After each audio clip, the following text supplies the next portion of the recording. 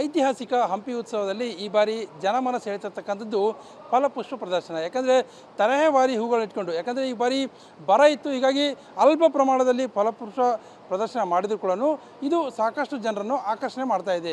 ತಾವಿಲ್ಲಿ ನನ್ನ ಬಲವಾದ ಹೇಳ್ತಿರ್ಬೋದು, ನಾವೀಗ ಫಲಪುಷ್ಪ ಪ್ರದರ್ಶನ ಮಳಿಗೆಯಲ್ಲಿ ಏನಿದ್ದೇವೆ. ಇಲ್ಲಿ ಕಮಲ್ ಮಹಲ್, ಸಾಮಾನ್ಯವಾಗಿ ಕಲ್ಲಿನಲ್ಲಿರ್ತಕ್ಕಂಥ ಕಮಲ್ ಮಹಲನ್ನು ಹೂವಿನಂತೆ ಅಲಂಕಾರ ಮಾಡೋದರ ಮೂಲಕ ಸಾಕಷ್ಟು ಅಟ್ರಾಕ್ಷನ್ ಮಾಡುವಂಥ ಕೆಲಸವನ್ನು ಇಲ್ಲಿ ತೋಟಗಾರಿಕೆ ಇಲಾಖೆ ಮಾಡಿದೆ ಅಂತ ಹೇಳಿದ್ರು ಕೂಡ ತಪ್ಪಾಗಲಿಕ್ಕಿಲ್ಲ. ಯಾಕಂದರೆ ಸಾಮಾನ್ಯವಾಗಿ ಎಲ್ಲರೂ ಕೂಡ ಹಂಪಿಯಲ್ಲಿರ್ತಕ್ಕಂಥ ಅತಿ ದೊಡ್ಡ ಐಕಾನ್ ಅಂದರೆ ಕಲ್ಲಿನ ತೇರಿನಷ್ಟೇ ಪ್ರಖ್ಯಾತಿಯನ್ನು ಪಡೆದಿರ್ತಕ್ಕಂಥ ಏನು ಕಮಲ್ ಮಹಲ್ ಇದೆ, ಅದು ಸಂಪೂರ್ಣವಾಗಿ ಗುಲಾಬಿ ಹೂವು ಮತ್ತು ಚೆಂಡು ಹೂಗಳಿಂದ ಇಲ್ಲಿ ಮಾಡಲಾಗಿದೆ.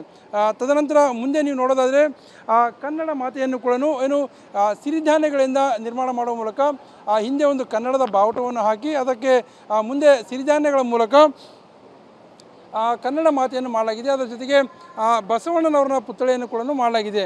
ಅದೇ ರೀತಿ ಏನು ಕನ್ನಡ ಕುವರ ಅಂದರೆ ಡಾಕ್ಟರ್ ರಾಜ್ಕುಮಾರ್ ಅವರನ್ನು ನೆನಪಿಸುವಂಥ ಹುಟ್ಟಿದರೆ ಕನ್ನಡದಲ್ಲಿ ಹುಟ್ಟಬೇಕು ಅನ್ನೋಂಥ ಹಾಡನ್ನು ಹಾಡಿರ್ತಕ್ಕಂಥ ಏನು ಎತ್ತುಗಳ ಮೂಲಕ ರಾಜ್ಕುಮಾರ್ ಬರ್ತಾರೆ, ಆ ದೃಶ್ಯಾವಳಿಯನ್ನು ಕೂಡ ಇಲ್ಲಿ ನಿರ್ಮಾಣ ಮಾಡುವ ಮೂಲಕ ಸಾಕಷ್ಟು ಜನರಿಗೆ ಆಕರ್ಷಣೀಯವಾಗಿ ಮಾಡ್ತಕ್ಕಂಥ ಕೆಲಸ ಇಲ್ಲಿ ಮಾಡಲಾಗಿದೆ.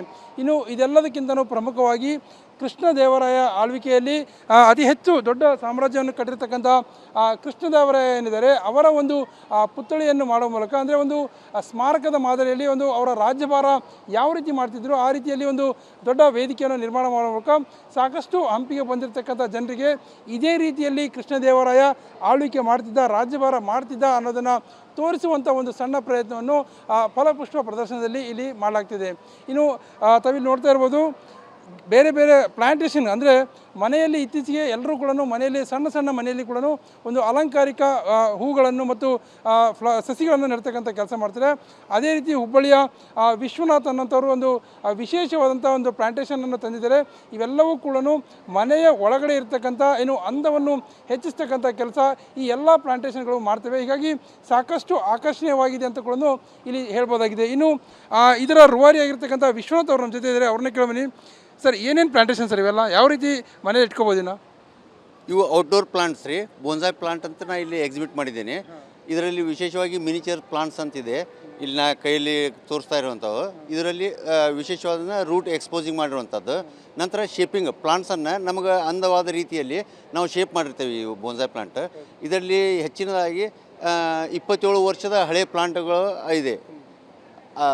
ಮಿನಿಚರ್ ಪ್ಲಾಂಟಿಂದ 27 ವರ್ಷದ ಓಲ್ಡ್ ಪ್ಲಾಂಟ್ಸ್ ನಾನು ಇಲ್ಲಿ ಎಕ್ಸಿಬಿಟ್ ಮಾಡಿದ್ದೀನಿ.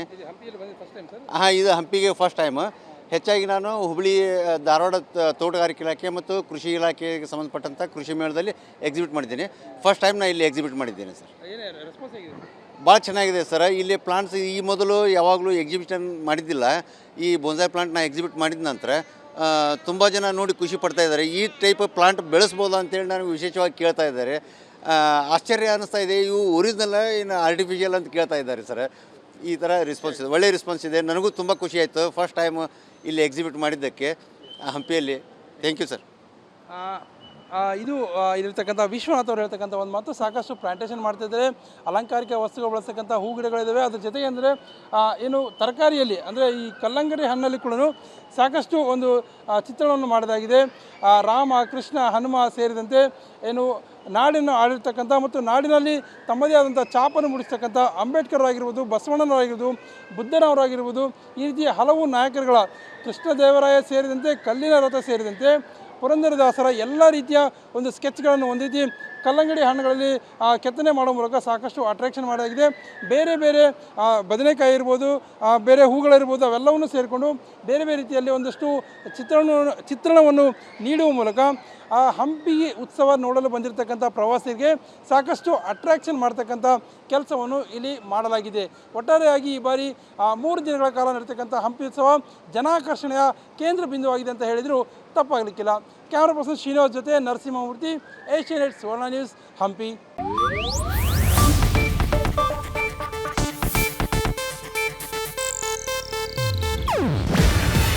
ಇದು ಏಷ್ಯಾನೆಟ್ ನ್ಯೂಸ್ ನೆಟ್ವರ್ಕ್ ಪ್ರಸ್ತುತಿ.